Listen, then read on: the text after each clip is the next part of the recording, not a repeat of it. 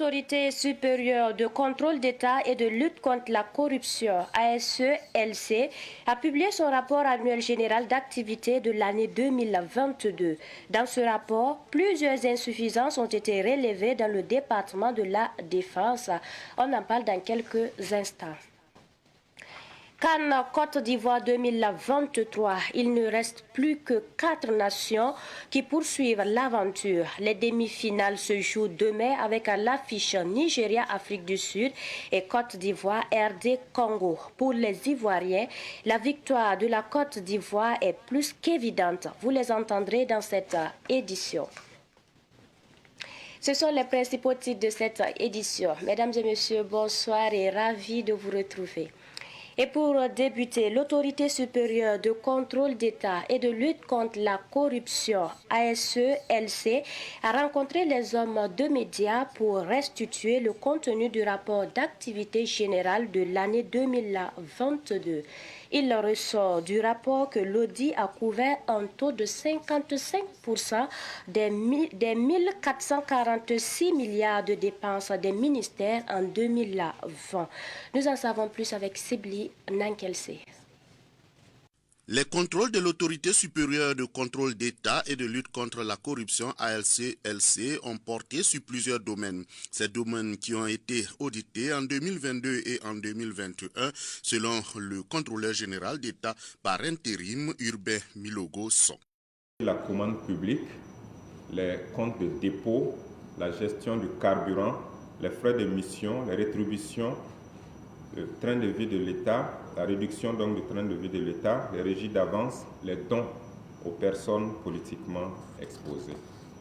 Il ressort que le taux de mise en œuvre des recommandations des actions en justice est de 56% pour le compte de l'année 2022. Plus de 385 millions de malversations financières ont été détectées. Et au titre de l'année 2022, les malversations financières issues des rapports de contrôle exploités s'élèvent à plus de 385 millions. Et il convient de dire que pour ces 385, aucun montant n'a été recouvré pour le moment. Au niveau des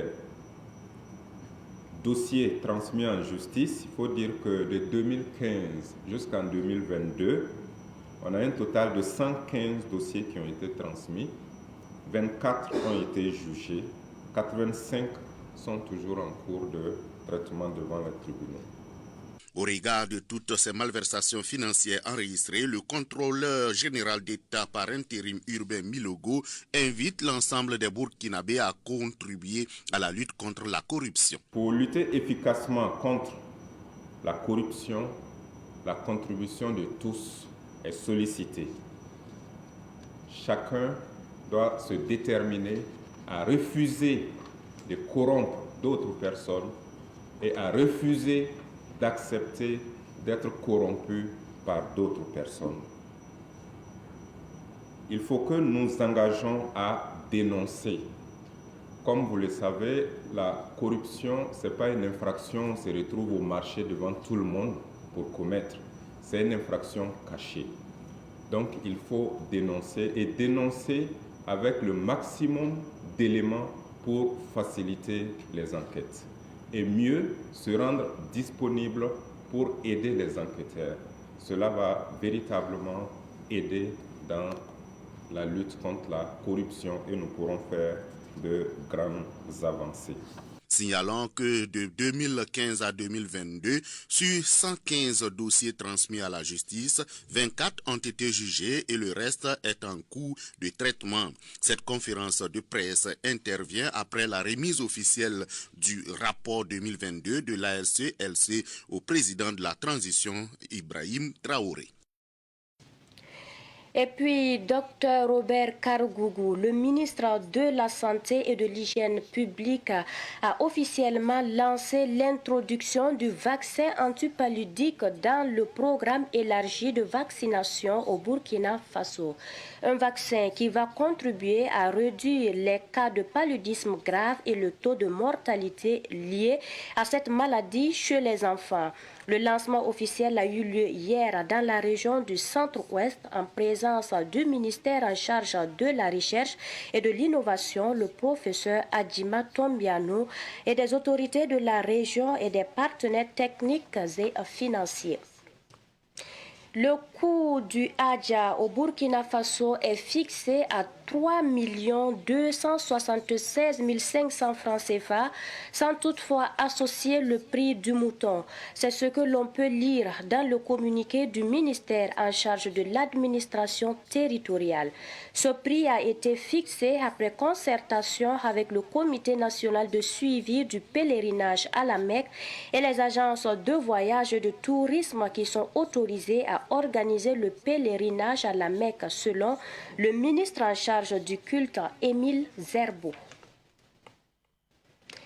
Et nous poursuivons avec l'actualité internationale. Au Sénégal, l'Assemblée vote le report de la présidentielle au 15 décembre 2024. Un vote fait sans les députés de l'opposition qui ont été expulsés du Parlement par la gendarmerie. Ainsi, Macky Sall reste au pouvoir jusqu'à l'entrée en fonction d'un nouveau président à l'issue des élections présidentielles à venir. Pendant ce temps, dans le pays, l'Internet mobile reste coupé depuis hier. Une mesure prise pour contenir les appels à la haine qui circulent sur les réseaux sociaux, selon le ministre sénégalais de la Communication. Et puis l'actualité sportive, les demi-finales de la 34e Coupe d'Afrique des Nations se jouent demain avec les oppositions du Nigeria, Afrique du Sud à 17h au stade de la paix de Bouaké et Côte d'Ivoire, RD Congo à 20h à Abidjan. À Bouaké, les populations croient fermement à la victoire de la Côte d'Ivoire. Leurs propos ont été recueillis par notre envoyé spécial Ruben Wilson Kodjo. Je veux dire qu'à ce stade de la compétition, de toutes les façons, même si ce n'était pas la RD Congo, que c'était une équipe peut-être encore plus en vogue de nos jours. On a joué le Sénégal qui était donné par tout le monde comme grand favori de cette compétition, qui par les statistiques, on va dire par le jeu produit sur pratiquement toutes les catégories, parce qu'ils ont remporté pratiquement tout sur le continent africain. On les donnait vraiment largement favoris à la Côte d'Ivoire. On ne voyait même pas, parce qu'on avait eu cette débat 4-0 contre la Guinée équatoriale. Mais les éléphants ont donné du répondant. Les éléphants ont donné du répondant. Et je pense bien que aujourd'hui, comme on le dit, les Ivoiriens le disent, nous on joue la carte de l'humilité. Celui qui veut, il peut nous prendre comme un adversaire très faible, mais c'est sur le terrain que ça se joue. Ils l'ont confirmé, ils l'ont fait à Yamoussoukro, ils l'ont fait à Bouaké, ils le feront encore à Ebipé. Ça c'est clair le mercredi. RDV après le match. Mais je suis sûr et j'ai confiance en mes éléphants. Je sais que si on n'a rien fait dans cette compétition, c'est soulever la coupe. Ils ont les 27 commandos, la victoire au bout du fil, la victoire au bout de l'effort. Et je pense bien que dans ces difficultés, dans ces moments où on a vécu tout ce qui était difficile, les éléphants ont montré qu'on pouvait les faire confiance. Alors que la population fasse confiance à son équipe nationale. Et je sais que le 11, la population sortira dans les rues pour crier victoire pour le trophée final. Cette opposition sera encore vraiment disputée, mais je vois que la Côte d'Ivoire va finir par l'emporter. Ça doit se jouer au courage et en abnégation, comme ils l'ont toujours fait au début, durant les huitièmes de finale et les quarts de finale. Mais je pense que les remplaçants pourront faire mieux leur métier. Je dis à tout le peuple ivoirien d'être solidaire, d'être derrière les éléphants pour la victoire finale. Bon, la RD Congo qui est une équipe aussi qui joue très bien au football.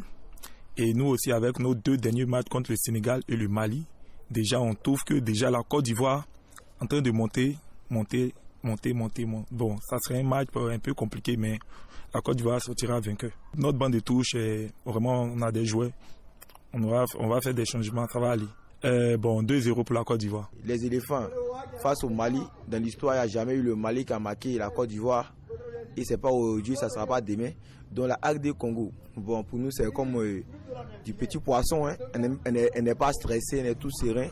On est fiers et on sait qu'on va prendre ça. La finale c'est pour nous, la coupe reste ici, c'est forcément clair. Et puis toujours l'actualité en lien avec la 34e Coupe d'Afrique des Nations. Emerson Faye est l'entraîneur par intérim des éléphants de Côte d'Ivoire après que Jean-Louis Cazé a été limogé de ce poste 2 jours après la défaite des éléphants face aux Nzala national. Aujourd'hui, les Ivoiriens estiment qu'avec ce résultat obtenu par l'intérimaire, le comité exécutif de la Fédération ivoirienne de football n'a pas eu tort de prendre cette décision. Les Ivoiriens s'expriment toujours au micro de Ruben Wilson Kodio, notre envoyé spécial. L'ancien entraîneur qui était là, réellement, comment dirais-je, ne pouvait rien faire face à face avec toutes ces équipes-là qui nous ont malmenés. 4-0, ça a été vraiment un mal douloureux pour nous les éléphants, pour nous la Côte d'Ivoire. Et c'est en cela que le nouveau entraîneur ici présent en Côte d'Ivoire qui nous a envoyé en demi-finale est en train d'écrire son histoire, sa petite histoire qui nous plaît vraiment et pourquoi nous tous les Ivoiriens ont su ça et vraiment nous tous les Ivoiriens on est fiers vraiment pour ça. Bon, pour ma part, je peux dire que les dirigeants ont eu tout à fait raison de limoger l'entraîneur Gassé. Bon, en mon sens que Gassé, bon, il ne réussissait pas à bien placer les joueurs sur le terrain et il y avait des défauts, il y avait des failles dans notre équipe. Mais avec l'arrivée des Faye MS, on trouve que bon, le jeu ça va, au moins la Côte d'Ivoire un fond de jeu, ça bouge un peu, il fait assez de remplacements sur le terrain, bon ça va. Oui, selon moi, on m'a dit, je pense que les autorités ont eu raison de limoger le premier entraîneur. Jusqu'à la suite, ce qui s'est passé, on a tous vécu, on a été qualifiés en quart de finale et maintenant on est en demi-finale. Pour moi, plus que lui-même, il a été un ancien joueur de la sélection et qui connaissait plus encore ses amis parce qu'il y a d'autres qui sont petits que lui, il les connaissait mieux. Il savait qu'il pourrait jouer à un tel poste et qu'il pourrait mieux jouer. Moi, c'est le résultat qui a compté. Il faut dire que les éléphants reviennent de loin. Voilà, ça, il faut le reconnaître. On rend gloire à Dieu pour, on va dire d'abord la qualification au second tour. Par la suite, on dit merci aussi à Griffe. C'est vrai, les Marocains ont dit qu'ils étaient dans leur calcul. Mais mine de rien, il faut dire qu'ils se sont donnés corps et âme pour pouvoir, on va dire, participer au sauvetage de la Côte d'Ivoire. Et par la suite, je pense bien que les éléphants sont lancés dans une compétition. On remarque une équipe nouvelle, une mentalité qui a changé complètement. On va dire, depuis nous, on est nés, jusqu'à aujourd'hui, on n'a jamais vu une équipe des éléphants mener et jouer avec cette ressource et venir égaliser tantôt dans la dernière minute du temps additionnel, tantôt à la dernière minute des prolongations, remporter un match. Il faut dire que c'est parce qu'il y a un boulot qui a été fait en si peu de temps entre le limogeage de l'entraîneur et Faye Mes qui on va dire qui n'est pas un nouveau, mais qui connaît un peu l'environnement de l'équipe nationale parce qu'il est là depuis belle lurette. Malheureusement, sa carrière a été interrompue, mais aujourd'hui, on voit bien que sa reconversion, de par ce qu'il est en train de faire avec les éléphants, est quelque chose à louer. Vraiment, vraiment, vraiment, c'est quelque chose de grand. On est fiers des éléphants, on est fiers des Faye Mes, on est fiers de ce qui se passe actuellement et on souhaite aller encore plus loin dans cette compétition, pourquoi pas par la grâce de Dieu. Et pour terminer, le manque d'activité physique est à l'origine de nombreuses maladies parmi lesquelles il y a le diabète. C'est pourquoi l'Association des jeunes unis pour la promotion du sport en synergie avec le district sanitaire de Pissy et ses diabétologues organise une marche sportive contre le diabète. Une marche sportive prévue le dimanche 11 février prochain. Nous avons rencontré les organisateurs au niveau du point de départ de la marche près de la Sonabi et du garage d'El Hadj Oumarou Kanazoué. Le président de l'association Alassane Kabouré est au micro de Sidiki Kabri. Nous avons une activité que nous organisons pour ce dimanche 11 février.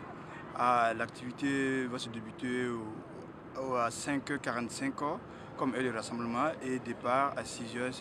L'activité c'est une marche sportive de 10 km dénommée Tous en mouvement contre le diabète. L'objectif de la marche est de sensibiliser la population sur la maladie du diabète. Car nous avons remarqué que de nos jours, la plupart de la population sont atteintes de cette maladie qui ne favorise pas le développement d'une nation. Parce que lorsque dans une nation, si la population est malade, ça ne profite pas à la nation. Donc, raison pour laquelle nous, en tant que des jeunes passionnés par le sport, nous sommes vus pour organiser une marche dénommé tous un mouvement contre le diabète dans l'optique vraiment d'amener la population à avoir plus de regard sur la maladie du diabète. Et voilà, c'est l'essentiel de cette édition. Merci à vous pour votre constante fidélité. Tout à l'heure, le journal en langue nationale Moré avec Salmata Tapsoba. Bonsoir.